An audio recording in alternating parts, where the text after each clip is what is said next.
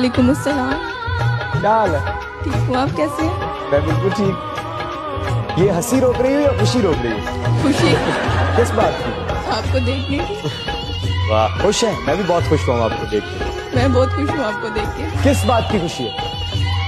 बस आपकी फैन हूँ मैं, बहुत बड़ी। वाह, थैंक यू वेरी मच। काम देखती हैं? यस। सबसे पसंदीदा काम कौन सा है? रक्से बिस्मिल मूसा। ओए, आपका नाम? जजीला। जजीला। जी।